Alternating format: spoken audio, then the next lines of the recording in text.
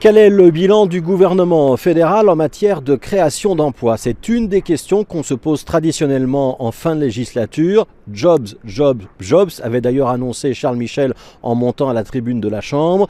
Même si pour l'instant le débat sur le climat occulte la question de l'emploi, c'est un passage obligé des campagnes électorales. Ce mercredi, l'ONSS annonce qu'on a créé en 2018 48 000 nouveaux postes de travail en Belgique. Sur l'ensemble de la législature, sur 5 ans, on oscillerait, suivant les chiffres, entre 190 000 et 230 000 nouveaux emplois créés. C'est à peu près le même volume que dans les années 2000 du temps du gouvernement de Guy Verhofstadt. Question centrale, qu'est-ce qui relève de l'action du gouvernement Michel ou qu'est-ce qui est le bénéfice quasi mécanique de la croissance dans ces créations d'emplois?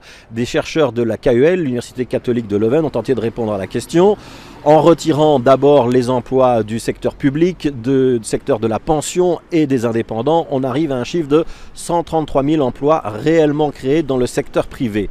Ensuite, les chercheurs de l'AKEL détaillent l'impact des mesures gouvernementales. Le tax shift, par exemple, aurait permis de créer 35 000 emplois. Le fameux saut d'index en aurait créé 11 000. Au total, on arrive à 73 000 emplois. C'est un peu plus d'un emploi sur deux qui aurait été bien créé par l'action du gouvernement Michel. Évidemment, quand on parle d'emploi, on ne doit pas se contenter des créations de postes. Il faut aussi tenir compte des suppressions d'emplois, des plans de licenciement, par exemple.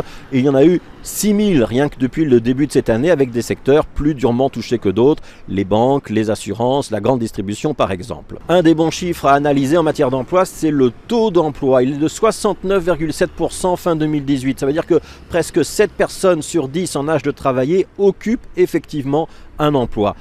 Positif pour l'équipe Michel, ce chiffre n'a pas arrêté de grimper pendant 5 ans.